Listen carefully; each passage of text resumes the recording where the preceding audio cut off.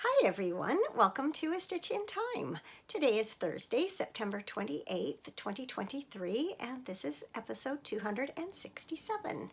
I'm Carol, also known as Knits and Pearls on Ravelry, and I live east of Vancouver in the Fraser Valley of British Columbia, Canada, where it has been overcast and a little bit wet most of the day, but there seems to be a little blue sky breaking through, maybe a little sunshine. Let's cross fingers.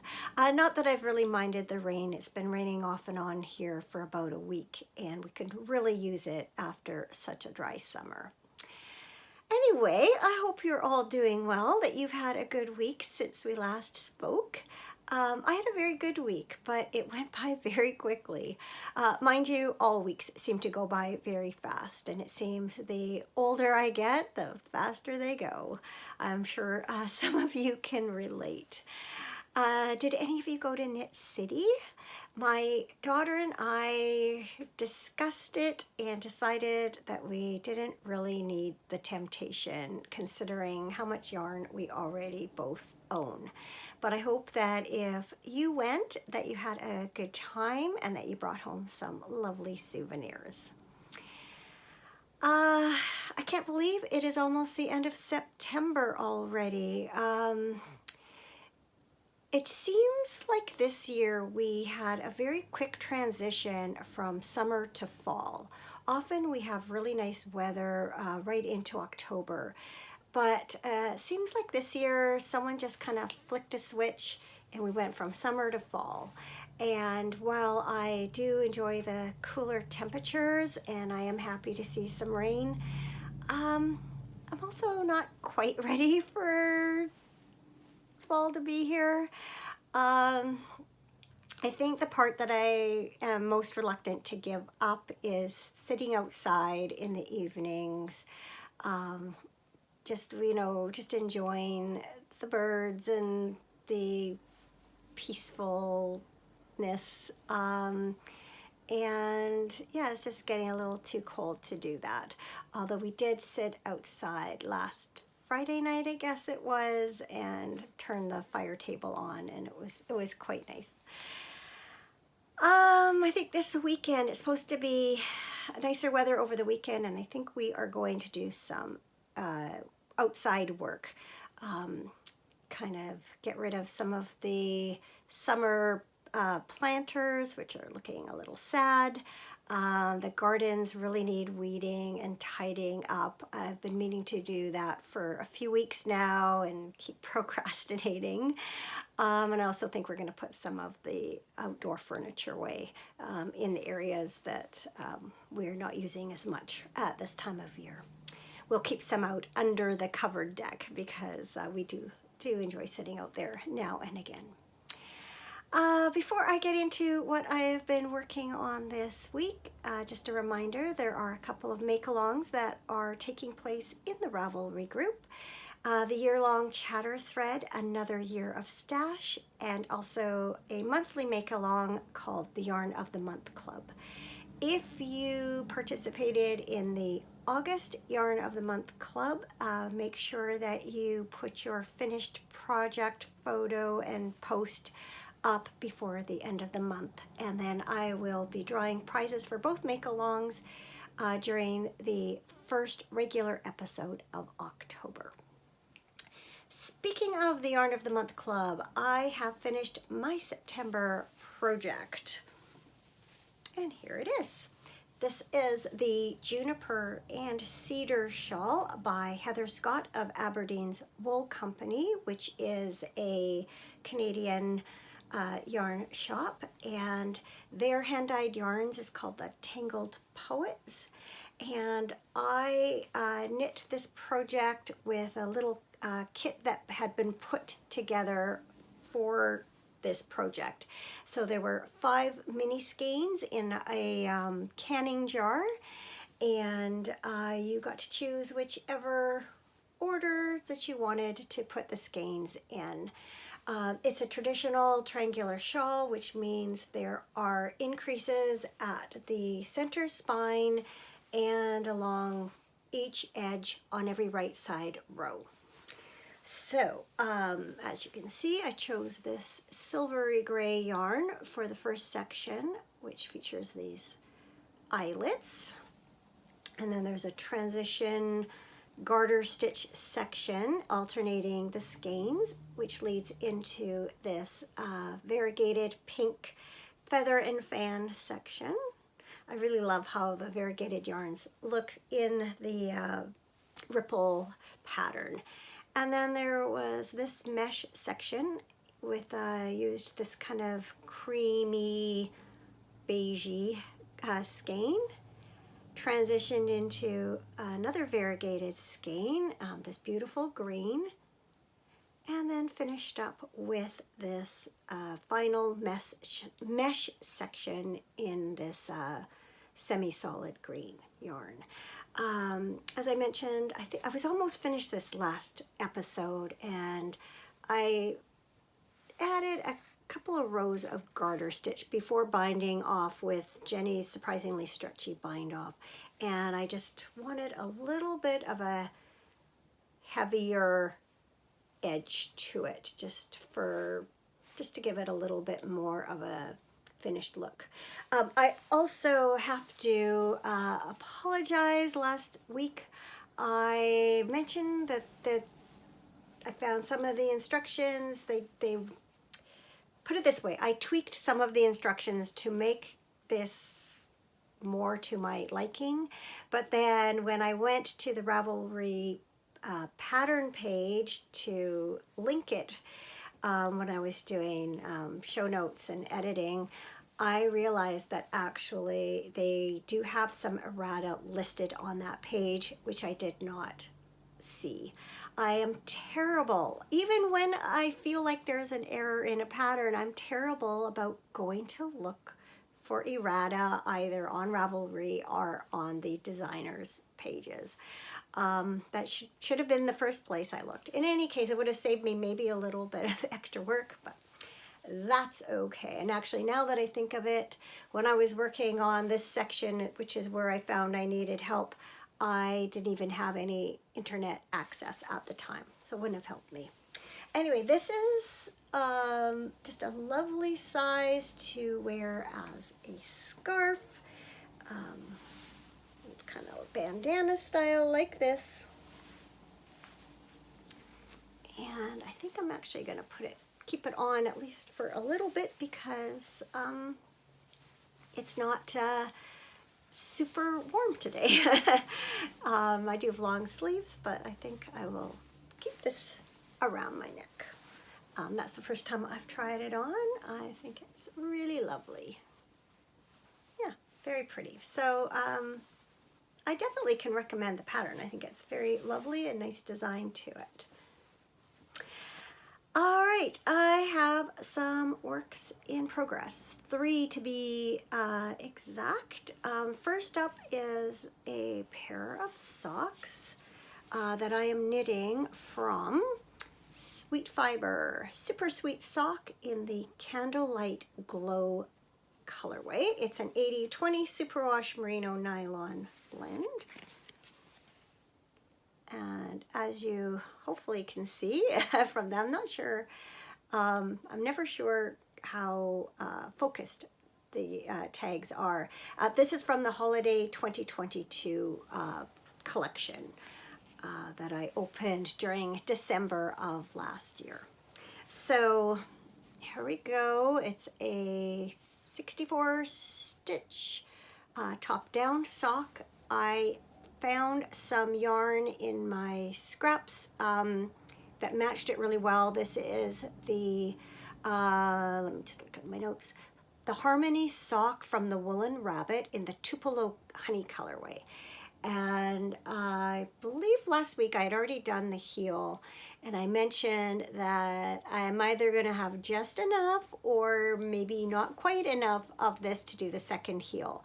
But if I run a little short, I'm planning on just drawing from some of these darker gold sections of the main skein to finish up the heel. So I'm going to bring that in a little bit closer so you can see kind of the micro striping in the yarn. and then there's some tonality in the heel yarn. Yeah, top down, 64 stitches. Can't remember if I said that. This is a German short row heel and a rounded toe.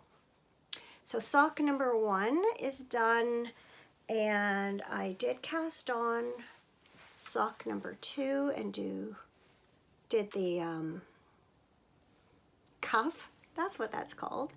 And then this is now ready for plain knitting whenever I'm in the car, riding, not driving, chatting with people, things like that. So this is my plain vanilla project. I always like to have at least one pair of plain vanilla socks on the go. And then most of my attention this week has been taken up with the Secret Forest Mystery Knit Along by Lisa K. Ross of Paper Daisy Creations, which I will show you in a minute. There's a, I'll give you a spoiler alert right now. But last night I sort of needed a break from that project, and I finally cast on the 5th pattern from this year's Handmade Socks Society by Helen Stewart of Curious Handmade. And they are called the Mermaid Shell Socks. I will put a picture in here to show you what they look like. And I am using this yarn. It is from Ancient Arts.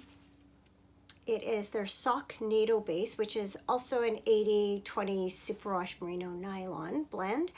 And this is the Bee's Knees colorway. So there's lots of fun shades of yellow and pink on sort of a creamy background. And I really love how this yarn is knitting up with this pattern. So these socks feature a shell pattern that runs down the front of the sock, and then after a twisted rib cuff, they're just plain down the back. Now, the pattern as it's written has 3 repeats of this shell pattern, and then it's time for the heel. But as you may know by now, if you've been watching for a while, I prefer a longer leg on my socks. And so my plan is to knit the 3 repeats of the shell pattern, and then I'm going to knit them plain. I kind of considered just going down the whole front of the sock with the shell pattern. In the pattern, as you will have seen, once you reach the foot, it's just plain all the way around except for some ribbing down each side. So I contemplated doing the shell pattern all the way to the foot and then switching, but I looked on Ravelry earlier today, and I see that everybody who's lengthened them have just done the 3 shell pattern repeats and then lengthened with plain knitting, and I think it will look better that way. So that's my plan too. So I'm going to bring that nice and close. You can see how all those twisted stitches really pop. And then I'm going to slip this onto this sock blocker. That might open up the little bit of lace that's there a little better so you can see it. Probably be better on a darker sock blocker, but there's a little bit of lace along each side of the shell there. I tried something new on this sock. So as I've been knitting the Secret Forest shawl, the suggested cast on was the old Norwegian or German twisted cast on. Apparently they are the same thing. And I decided, because it has just that little bit more stretch, I decided to try it on these socks instead of my usual long tail cast on that I usually do. Now, having said that, my long tail cast on has plenty of stretch. I never have trouble getting these on over my feet. I just thought I'd give it a try. It actually really, I think, has a nice look to it. And once you get the hang of it, it's, you know, just as easy as a long tail cast on. Now I would have to probably refresh my memory again when it's time to cast on the next sock, but I feel like it's one of those cast-ons that once you nail it, you know, you can turn to it pretty easily. Anyway, loving these. Love, love, love. All right, it is time for the spoiler. So if you do not want to see my progress on the secret, I always have to look at my notes. I never remember the name of the shawl. If you don't want to see my progress on the Secret Forest mystery knit along, go away, skip ahead to the timestamp. That's it.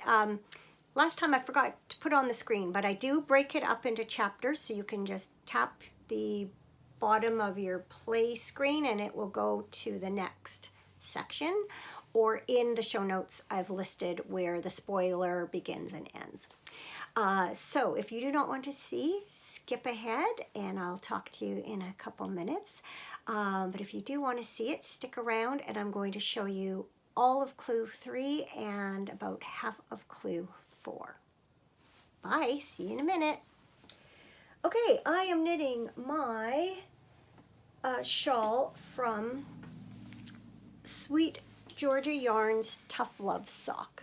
So my main color is Cauldron, and that's also, I think, an 80/20 superwash merino nylon. Yes, it is. So that's the yarn of the week, apparently. So Cauldron, and then I chose the Midnight Walk set of mini skeins for the contrasting colors. So there's 7 contrasting colors. So here, see, I don't know which, I always don't know which way to hold this. I still don't. Here is, here are clues 1 to 3.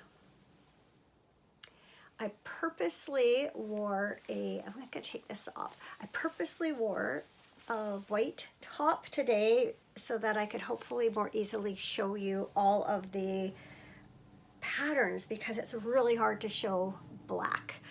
I'm just gonna take you through each section. So section, or clue 1 was here, and I didn't bring, I don't have my notes, so I don't remember what each section's called. I think this was Dewdrops Baby. So color, contrast color 1, contrast color 2. Then there's a ribbed, textured rib section here.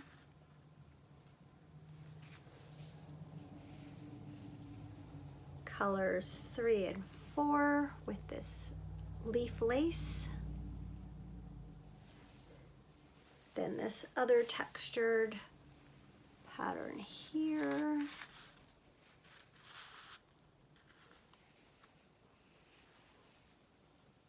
This lace section here, these are colors 5 and 6.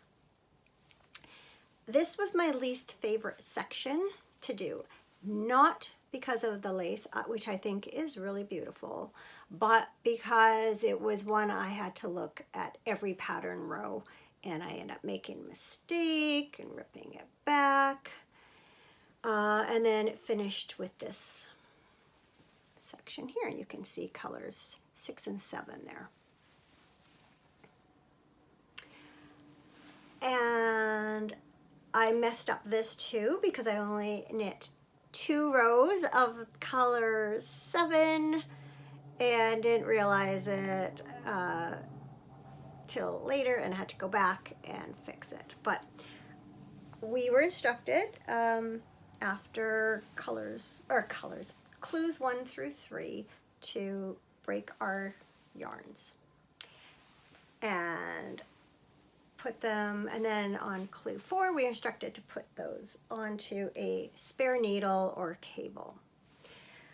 Now, as I mentioned last week, there's some weird shaping of this. You start out increasing along, I'm just trying to find, increasing along one side, and then this part is straight, and then you end up keeping the amount of stitches the same, but increasing at one end and decreasing at the other. So there's this angle that happens. So I haven't figured out yet if this is going to be the top of the shawl or the bottom of the shawl. Anyway, that gives you a pretty good look of clue 3 all done. Then clue 4, we get to the fun part, because as I suspected, we are doing sections of texture and lace with each of the contrasting colors separated by a stripe of black. At least that's how clue 4 is shaping up. I'm going to assume we're going to continue. So, and we're doing the shaping so far the same way. So here is the first part of clue 4. Let's see if I can bring that closer. You can hopefully see there we go. It's this crisscross texture in the middle of all this garter stitch. And that's color 1, contrasting color 1. And then contrast color 2. The pattern, something about flowers, forest flowers, I think, something like that. And so hopefully, maybe against my blouse, it's like a little flower motif anyway. I don't know how well that's gonna show up. So how fun is that to be working with all the pretty colors now? So clue 4 also includes one more section using contrasting color 3. And so I'm about a little less than halfway through clue 4. One thing that surprised me, I thought that we might have on this, at the beginning of clue 1, we had the black, and then it was black garter stitch edge, and then a stripe of color 1, and then we went back to the main color. I thought that perhaps we would have the opposite happen here, but we obviously didn't. We just had this part just started with color 1, and that's all we used until the stripe of the main color here. What else was I going to say about it? My suspicion is that we are going to basically knit the second half of the wrap more or less the same as the first, and then join them in the middle. Don't know that for sure, but that's my guess. So really lovely, loving using the yarns. I don't think this light's doing them justice. There's a lot of complexity to each of these colorways. Looks like I thought we were going to get maybe a little bit of sun peeking through. There is none, and so the light's not fantastic at the moment. But anyway, very, very pretty. So that is it for the mystery shawl, and that is it for all of my crafting. I did work on my summer bell pull this week, but there's just lots of green and lavender sprinkled all over it. It doesn't really look like anything at the moment, and so once the flowers and leaves take shape, I'll share it with you again. Many of these projects, I think pretty well all of them, I am also doing as part of the Soy Mill, which is being hosted by Fiber Nymph Dye Works, Lisa of Fiber Nymph Dye Works. That's the Stop Shitting on Yourself make-along.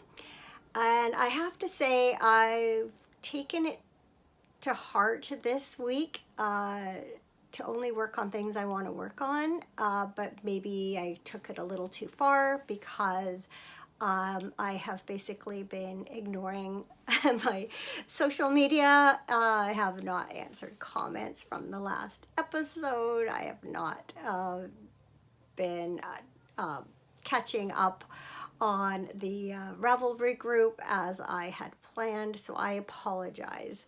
I've just been really into crafting when I've had a chance, and that means other things that I really should be doing have been falling to the wayside. And I know that that's sort of the point of this make along. At the same time, you know, I do have responsibilities and I need to live up to them.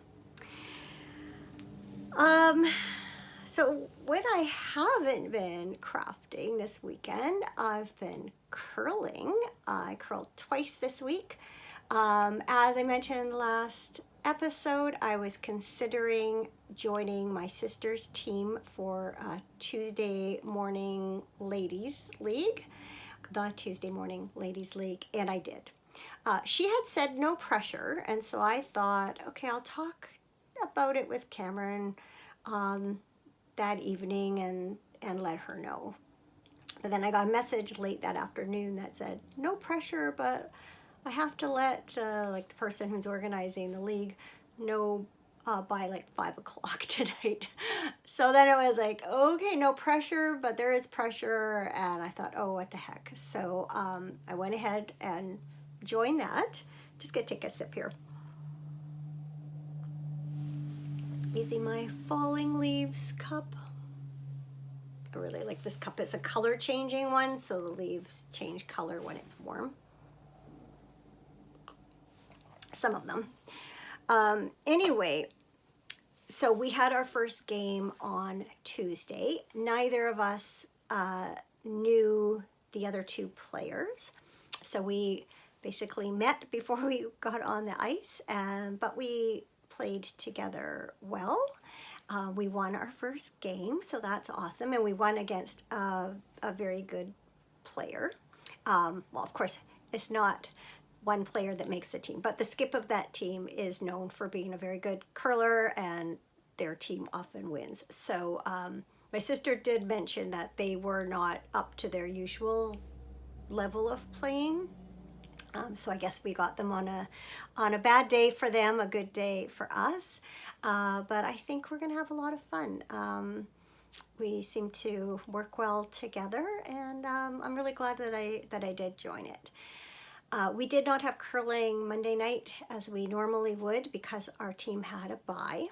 But then I had already committed to sparing for the Wednesday morning league for my oldest sister, and had a really fun time with her team.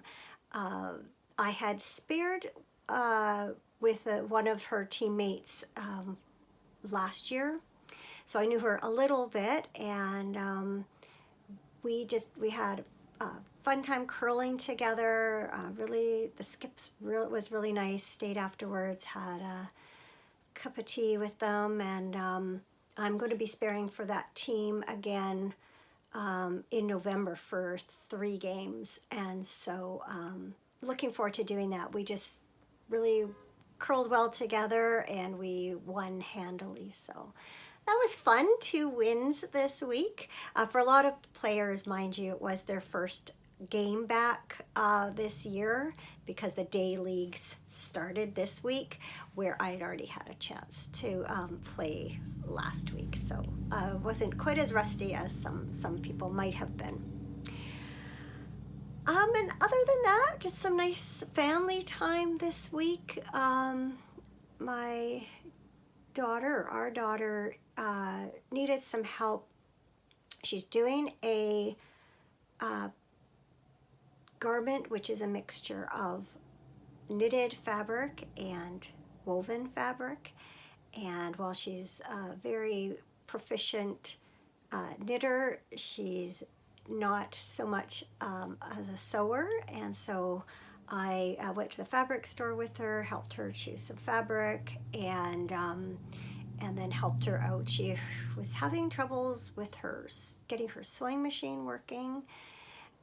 She ended up bringing it over with our youngest granddaughter, and immediately I realized she just wasn't threading it properly. So we got that straightened out, fixed the tension and all of that.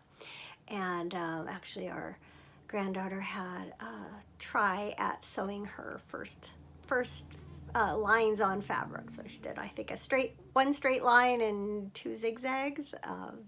So hopefully we'll turn her into a sewer. And apparently after abandoning the spool knitting after the first day that I introduced her to it this past summer, she picked it up again and was working on that. So that's good.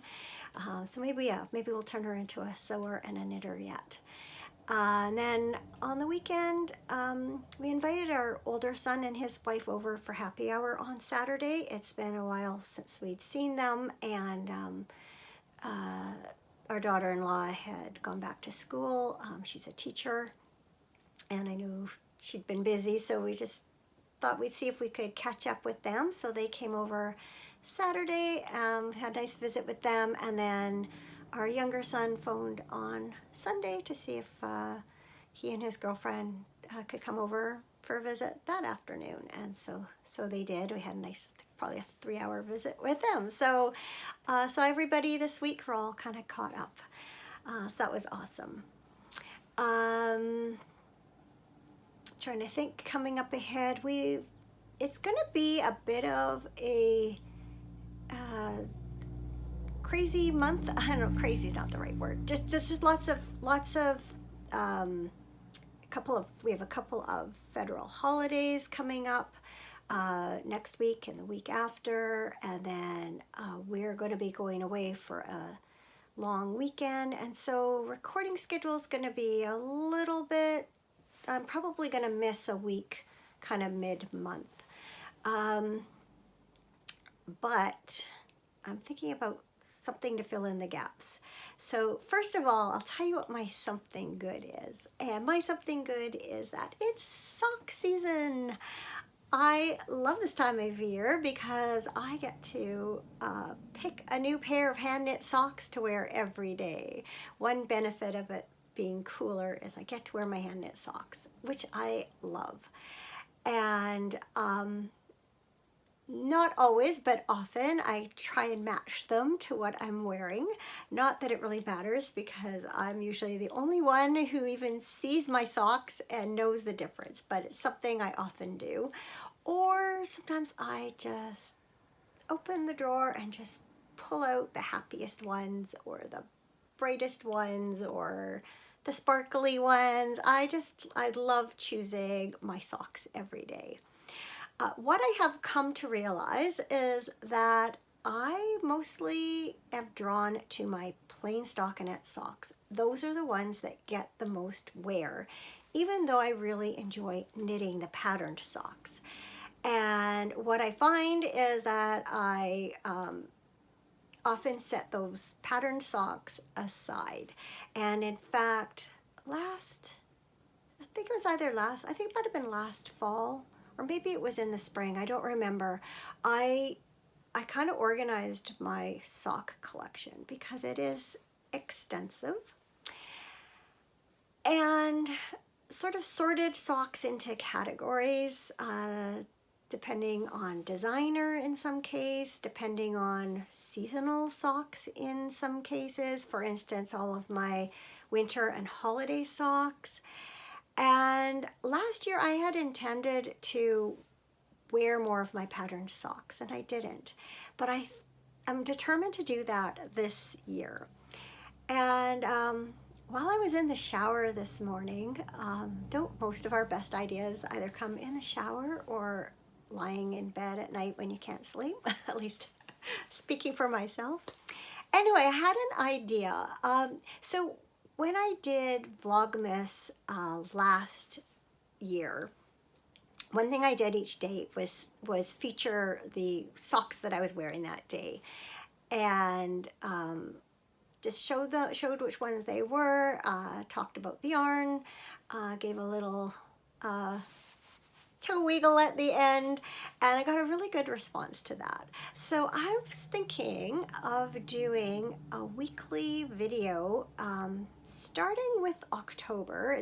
Some people call it Socktober. And I thought what I might do is like a socks of the week type of video. I'm thinking of calling it sock season, and do sock season week 1, sock season week 2, and then to show you all of the socks that I'm going to wear that week. And I'm going to start with all of my socks from the Handmade Sock Society over the years. I've lost count of how many there are. I feel like this might be the 5th one, which would mean that I would have 4 sets of 24, or 4 sets of 6. Let's try that again. 4 sets of 6 socks from each of the past seasons. And then I do have some fall and Halloween socks. And so my idea is to record little special episodes, put out 1 a week, and just talk about the socks that I'm going to be wearing that week. So hopefully you will enjoy that. That's the plan. Now, I might be crazy even attempting that, considering that sometimes I don't even get around to recording a regular episode in a week. But I think what I'm going to try and do is record some ahead of time and then have them scheduled to go up at the beginning of each week. So look for that. It's not a 100% guarantee, but it is something I am thinking about doing. So hopefully that's something that you will enjoy. So yes, yay, it's sock season. I hope you are enjoying wearing your hand knit socks too, if you are in the Northern Hemisphere when we are heading into the cooler weather. All right, I think that's it for this episode. I am hoping to record again next week, so look for a regular episode next week in which I will announce the winners for the September Another Year of Stash and the August Yarn of the Month Club. So thanks as always for watching. Take care of yourselves, have a great week, and I'll see you again soon. Bye.